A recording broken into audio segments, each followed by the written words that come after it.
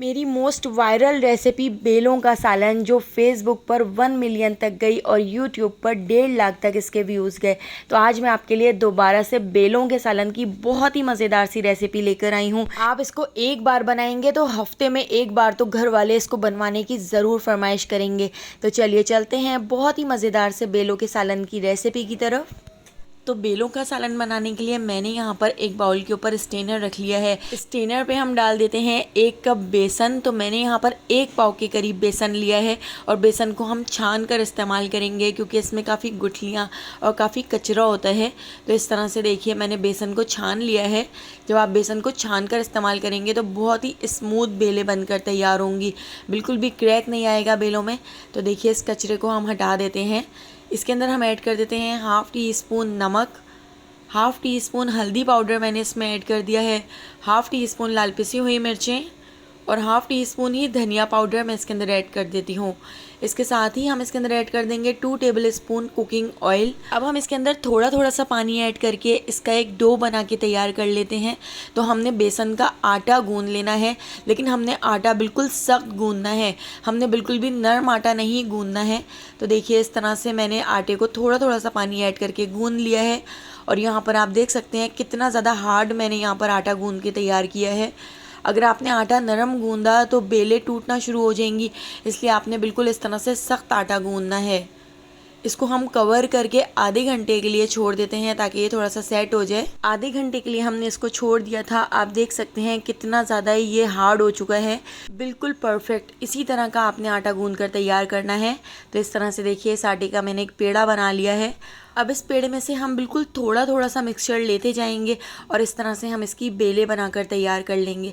आपने बेलें बिल्कुल पतली पतली बनानी है। अगर आप मोटी बेलें बनाएंगे तो उबालने के बाद वो वैसे ही फूलेंगी। तो इस तरह से देखिए आपने बिल्कुल पतली सी बेलें बनानी है।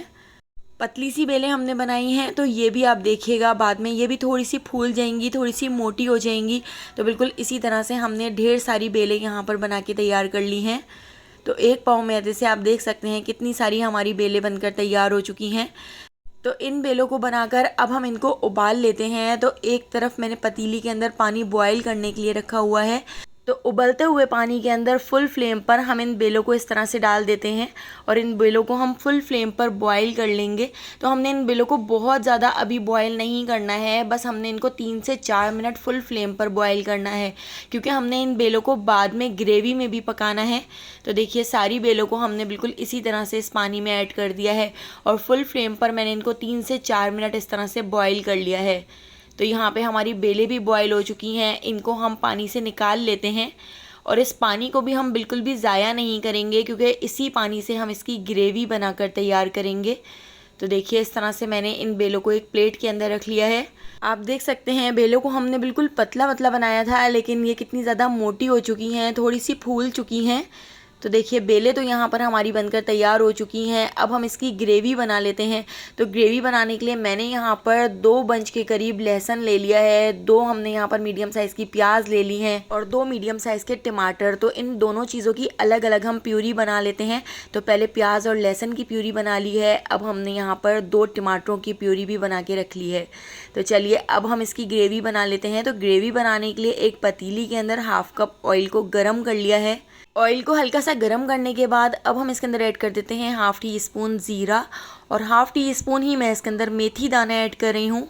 इन दोनों चीज़ों को 1 मिनट तक हम इस तरह से क्रैकल कर लेते हैं और इसके साथ ही मैं इसके अंदर ऐड कर देती हूँ प्याज और लहसुन का जो हमने पेस्ट बना के तैयार किया था। तो ये पूरा पेस्ट हम इसके अंदर ऐड कर देते हैं। प्याज और लहसुन का पेस्ट ऐड करके हमने इसको बहुत अच्छी तरह से भून लेना है। इतना भून लेना है कि इसका पानी खुश्क हो जाए, साइडों से ऑयल ऊपर आ जाए और इसका जो कलर है वो पिंक पिंक सा हो जाए। इसके साथ ही अब मैं इसके अंदर ऐड कर देती हूँ 1/4 टीस्पून अजवाइन। क्योंकि हम यहाँ पर बेसन की बेलों का सालन बना रहे हैं तो डाइजेशन के लिए बहुत ही अच्छा रहेगा। तो इसके अंदर 1/4 टीस्पून अजवाइन ऐड करके इसको भी हमने मिक्स कर लिया है। प्याज और लहसुन को हमने इतना पका लिया है, आप देख सकते हैं साइडों से ऑयल ऊपर आना शुरू हो चुका है और इसका कलर भी चेंज हो चुका है। तो जब इस तरह से देखिए इसका कलर चेंज हो जाए, अच्छी तरह से इसको हम भून लें, तो उसके बाद अब हम इसके अंदर ऐड कर देते हैं 2 टमाटरों की प्यूरी। तो टमाटर की प्यूरी ऐड करके इसको भी हम अच्छी तरह से मिक्स कर लेते हैं और इसके साथ ही अब हम इसके अंदर ऐड कर लेते हैं कुछ मसाले। तो हाफ़ टी स्पून मैं इसमें नमक ऐड कर देती हूँ, हाफ़ टी स्पून हल्दी पाउडर ऐड कर दिया है, हाफ़ टी स्पून लाल पिसी हुई मिर्चें, तकरीबन 1 टीस्पून मैंने इसके अंदर धनिया पाउडर ऐड कर दिया था और इसके साथ ही हाफ़ टी स्पून कश्मीरी लाल मिर्च ऐड कर रही हूँ। इससे बहुत ही अच्छा सा कलर आएगा। तो इन मसालों को ऐड करके अब हमने इसको भी बहुत अच्छी तरह से भून लेना है। मैंने इसके अंदर 2 से 3 बार थोड़ा थोड़ा सा पानी ऐड करके इसको बहुत अच्छी तरह से भून लिया था। जितना अच्छा हमारा मसाला भुना हुआ होगा उतनी ही मज़ेदार ग्रेवी बनेगी और बेलों का सालन उतना ही ज़्यादा टेस्टी बनेगा। तो देखिए इस तरह से थोड़ा थोड़ा पानी ऐड करके 2 से 3 बार हम इसको भून लेते हैं।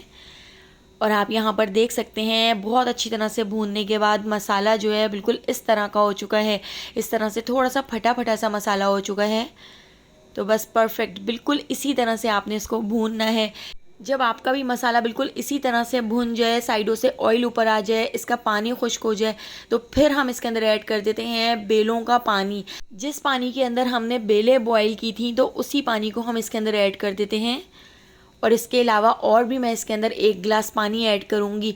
पानी हमने इसमें थोड़ा ज़्यादा ही ऐड करना है। मैंने तकरीबन 2.5 गिलास के करीब इसके अंदर पानी ऐड किया है, क्योंकि अभी जब हम इसके अंदर बेले ऐड करेंगे और इसको पकाएंगे तो बेले ऐड करने के बाद भी ये थोड़ा सा मसाला थिक हो जाएगा। तो इसलिए हमने इस ग्रेवी को बिल्कुल पतला ही रखना है। अब हम इसके अंदर ये सारी बेले ऐड कर देते हैं और बेले ऐड करके 15 मिनट तक मैं दोबारा से इसको पका लूँगी। तो हम इसको थोड़ी देर इस तरह से खोलकर पका लेते हैं ताकि इसमें अच्छा सा बॉयल आना शुरू हो जाए। इसके साथ ही हम इसके अंदर ऐड कर देते हैं हाफ़ टी स्पून पिसा हुआ गरम मसाला और इसको भी अच्छी तरह से मिक्स कर लेते हैं।